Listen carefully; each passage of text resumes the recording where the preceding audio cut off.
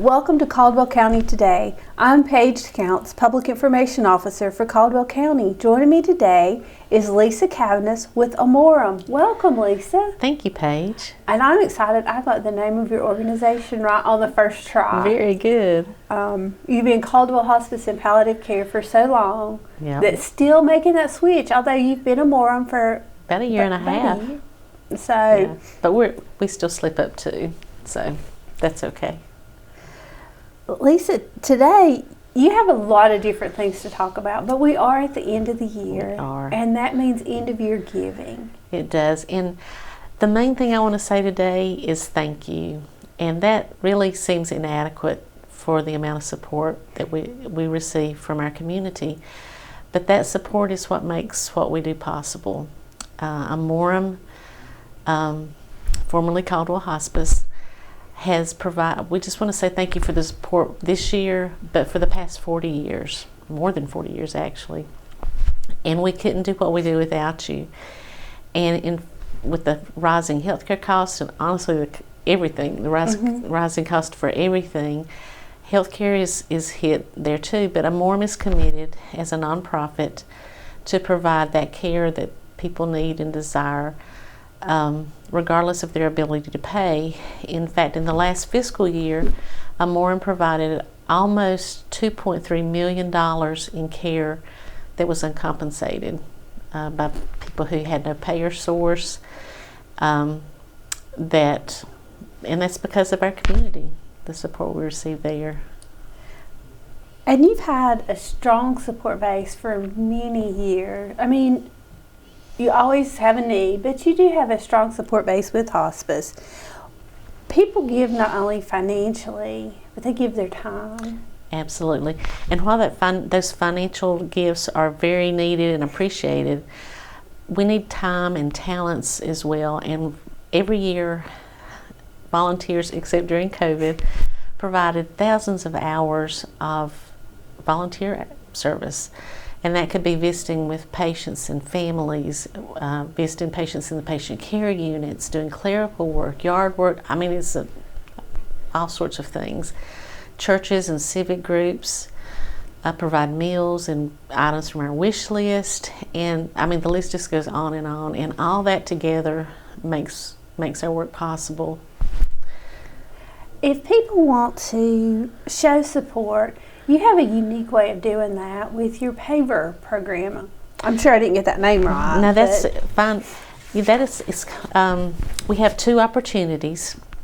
One is the Pathway of Remembrance, and that's the brick walkway beside our patient care unit at Kirkwood in Lenoir, and then the Courtyard of Reflection, which is a courtyard at our patient care unit in Hudson. And you can purchase a brick. We have, you can get these forms from our website, or at any of our locations, and you can have in memory of and the name, dates. I think there's 3 lines on there, and they're engraved and they're put into whichever location that you choose. And you could also get us an additional duplicate brick, like as a keepsake for the family or something, if you want to do that. And that money goes to help what we do. And as I was reading through some of the notes you graciously provided me, I noticed that I often think of in memory of maybe a loved one that was cared for by hospice. Right. But you also have opportunities that it could be a business that wants to support hospice. Absolutely. Or in honor of someone in particular. That maybe there may have been no affiliation, maybe they just have a heart for hospice, and you want to honor them in that way. And that either way is perfectly fine. So, lots of ways to give.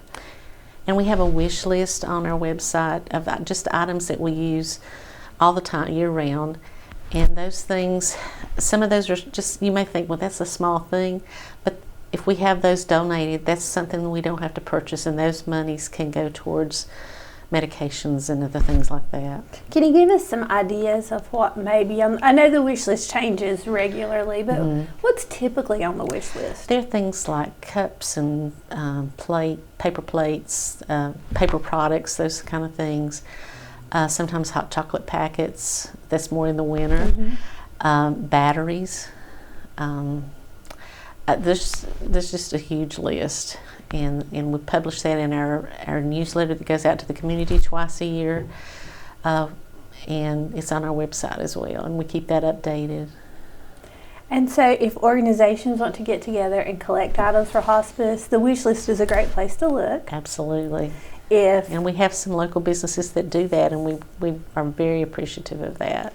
Or if someone just wants to make a donation and maybe you want to give items rather than money, right. The wish list is a good way to do that. Absolutely. AMOREM is unique in our county. Well, we've known it's unique in our county for years because I think most of us have had some kind of contact. AMOREM has cared for a loved one or something. There's some way of connected. How is AMOREM unique for our county? Well, we are the only nonprofit community-owned hospice in our county, and what makes us stand apart in addition to that is the support from our community. It really is a partnership, and it works as a partnership. Growing up here, I don't think I realized that there actually were for-profit hospices in the world. It just never dawned on me. Well, me too, because this is what I grew up in, and I thought everybody has it like this. Everybody has two patient care units in their county. Only like about 25% of hospices in our country have a patient care unit at all, and the number of for-profits is rising, is more than nonprofits. And the nonprofits, some people say, well, what's the difference? Is it just a tax status? But there's a big difference. And I'm not saying that a for-profit hospice doesn't care about their patients, because I believe they do, but they operate under a different business model. So their task is to show a profit and to answer to those shareholders.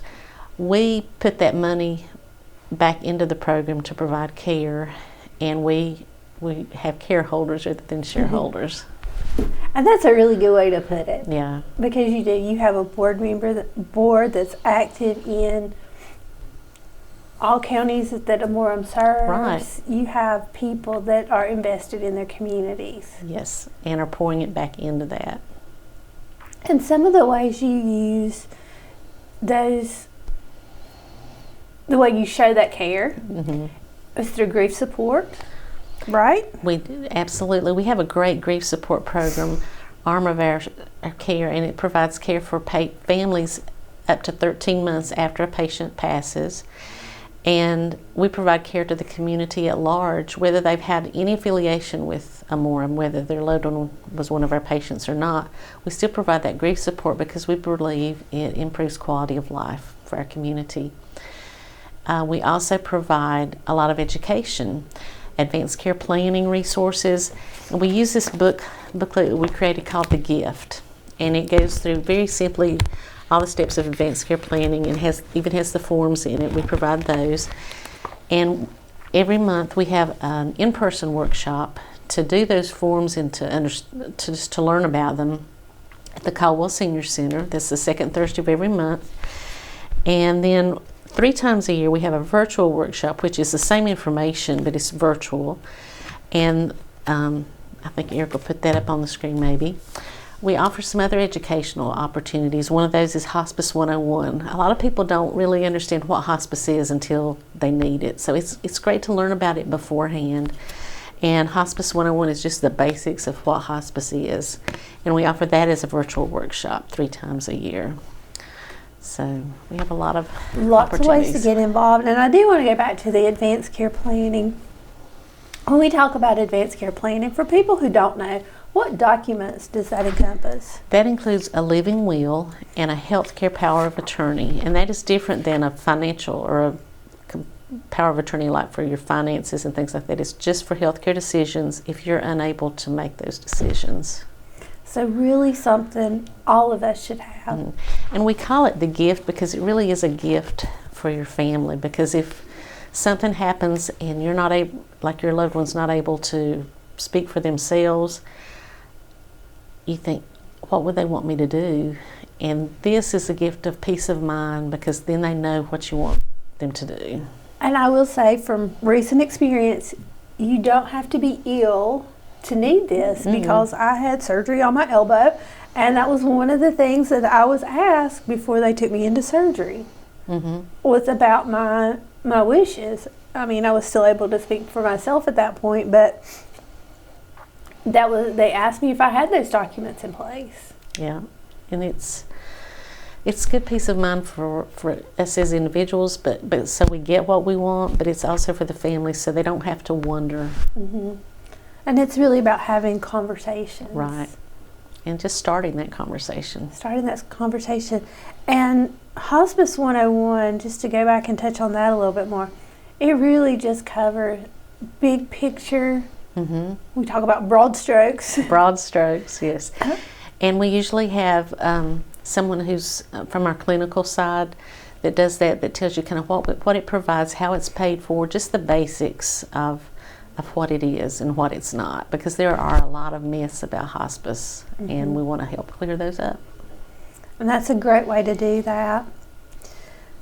Lisa, anything else we need to cover? We've covered a lot of different topics today, but important stuff, important things for AMOREM, for your business model.